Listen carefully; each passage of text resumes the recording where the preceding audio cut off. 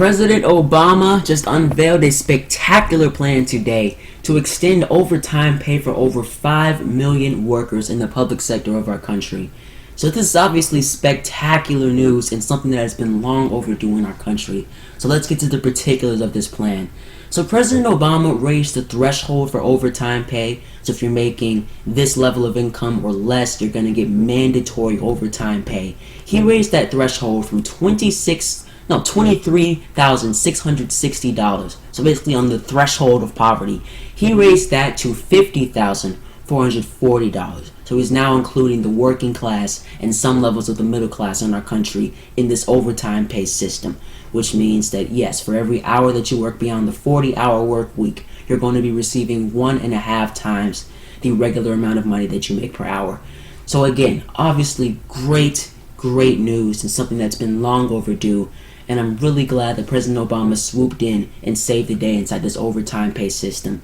Now before this, only 11% of salaried workers were receiving overtime pay. So hopefully Obama can raise that percentage. And obviously, this is also going to raise the incomes of 5 million workers to the tune of $1.2 or $1.3 billion in new collective income per year.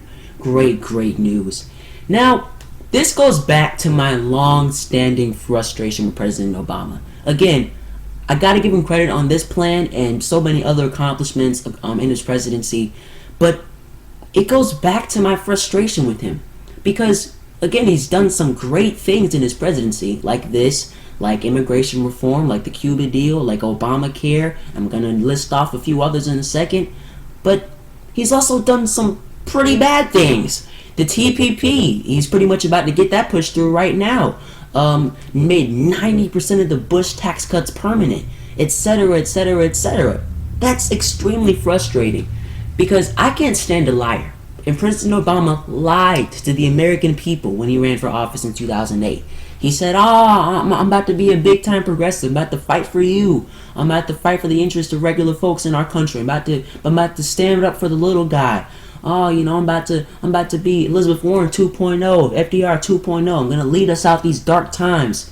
He never did any of that. Yes, we're no longer in a horrific recession. But these times aren't so great for the American people. For the average American, average Joe, times are not so great. Our incomes are pretty much stagnant. They're raising just a tad bit. There's still amazing levels of income inequality in our country. Wall Street's still running rampant. This has all been overseen and sometimes allowed and expanded upon under this Obama presidency and some of these agendas that he's pushed forward. So, for example, in his first term, don't give me this crap about, the Republicans were up his butt. We couldn't do anything. I mean, Congress was filibustering everything he did. Yeah, tried to repeal Obamacare 54 times. Yeah, I get that. But in those first 2 years that President Obama got in office, the first 2 years, this dude had a near super majority in the Senate. He had both chambers of Congress. Now, obviously, the White House. The Democrats had control over the city. They could have gotten anything they wanted done. I don't care how much of a temper tantrum the Republicans threw. They could have gotten whatever they wanted done. And they didn't. Because President Obama's agenda was not to help the American people. It was to help the big money interests that got his sorry butt in office in the first place. And it's sick. Look at some of the shortcomings inside of his first term. You talk about, as I said, 90% of the Bush tax cuts permanent. You're talking about some very iffy stances on foreign policy, allowing 2 or 3 countries to go to absolute hell, Libya and Syria. And then you're also talking about extending the drone program, killing grandmas trying to work on their garden, blowing up people at weddings, all in search of these, the jihadists about to kill us all. You're talking about spying on everybody without letting us even freaking know, and again, it goes back to also concession after concession. I was trying to reach out your hand. Yeah, Republicans, work with me. No, they're not going to try to work with you. They're crazy. Trying to reach out their hand. They have concession after concession on a lot of these issues. Obamacare, we tried to get the public option passed through. Yeah, we want the public option. We want the option of being able to ensure that we have health care. At least that. Well, okay, just private market. Let's go ahead and do it. I'm gonna put forward the plan that you actually supported 15, 20 years ago. That's what I'm gonna do. That's the definition of concession. You're also talking about concessions on Wall Street. Dodd-Frank. It could have been a lot stronger, man. If Obama really pushed that thing, it could have been a lot stronger. But instead, reach my hand across the aisle. Gonna try to, compromise with the Republicans. That's not their goal, man. That's not what they're gonna try to do. The Republicans hate you. Their goal is to create chaos in Washington.